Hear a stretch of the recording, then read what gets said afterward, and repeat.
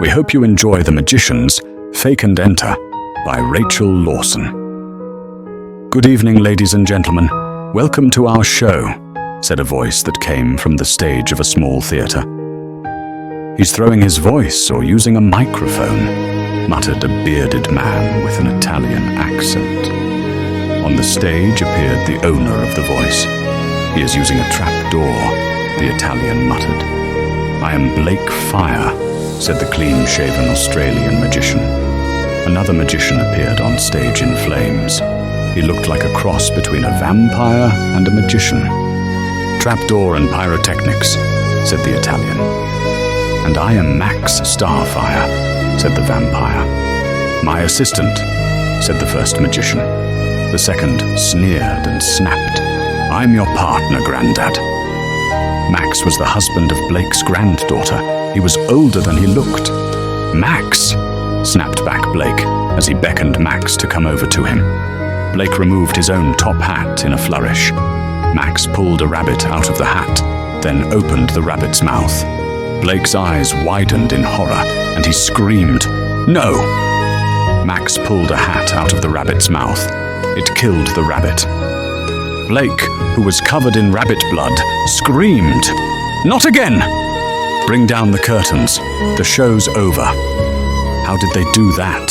The Italian asked. Soon after, the Italian went to the theatre's back door to meet the magicians. He wasn't alone. The fans and autograph hunters were there too. Mr. Alexander, how did you do the trick with the rabbit? Asked the Italian when Blake walked out of the stage door. Blake was shaken. I'm sorry if it distressed you. I've told him 1,000 times not to try to pull a hat from a rabbit. It only ever ends up with people trying to ban our show again. Blake said, But how did you do it? Asked the Italian. A magician never reveals his secrets, said Blake reflexly. I'm a magician. I'm the great Fognini, said the Italian, pronouncing his name as Fonini. Sirius, you are the great Fonini, said Blake. Yes, I am Fabio Fognini, master magician and fraud debunker, said Fognini, pulling out a business card, giving it to Blake. Blake read it. Oh, you are the great Fognini, said Blake, recognizing his name. He was known as the Italian Houdini.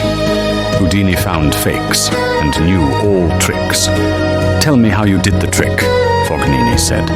It was just magic, said Blake offhandedly.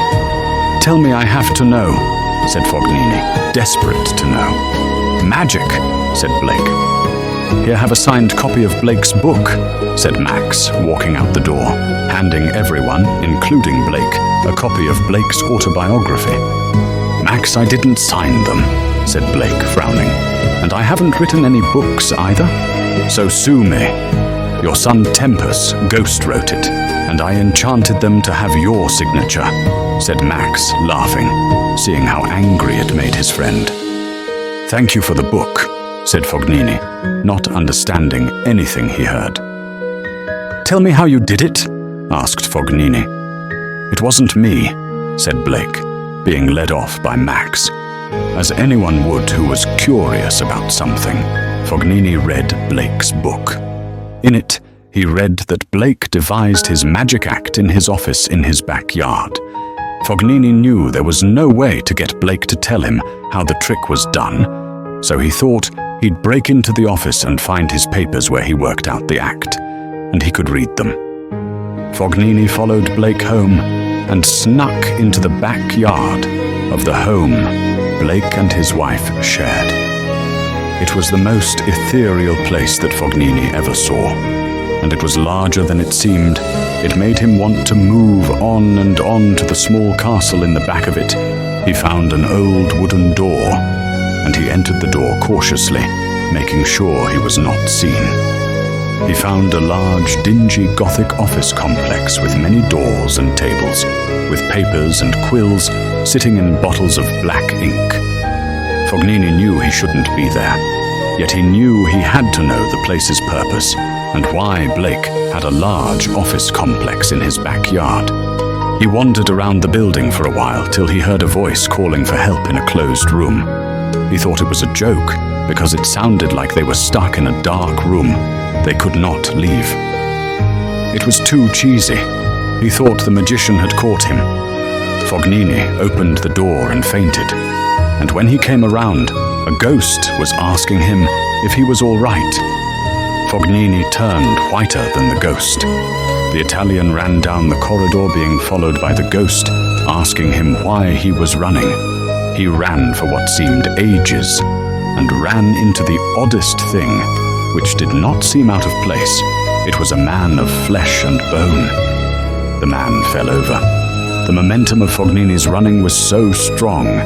"Who are you?" asked the man, standing up. "He is the great Fognini."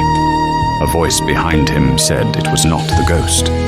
Fognini turned to face the voice's owner, to see something worse than a ghost. It was a grim reaper. "Oh my God!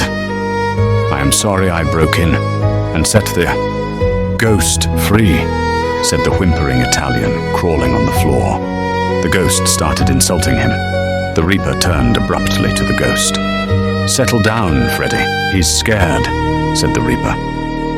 "Why is he here?" the man asked.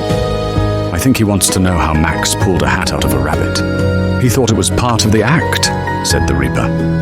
"Oh no, did he try that again?" said the man. "Yes, necromancer, he did," said the reaper to his son. Fognini put two and two together and realized that the man was the noted serial killer known as the necromancer. He was in more danger. He didn't know who was worse, the ghost, the reaper, or the serial killer. He crawled to an open door to escape. A bony hand clasped his wrist and dragged him to his feet. "And may I ask, what is this?" the hand's owner said, shaking Fognini's wrist. "Let him go, Dante. He's just a scared fan of Dad's magic show," said the necromancer. "What is he doing in the afterlife? He's not dead," said Dante, releasing Fognini's wrist. The first reaper looked like he was frowning in his attitude, but he had no eyes. "He asked me how Max pulled a hat out of a rabbit. I couldn't tell him how it was done.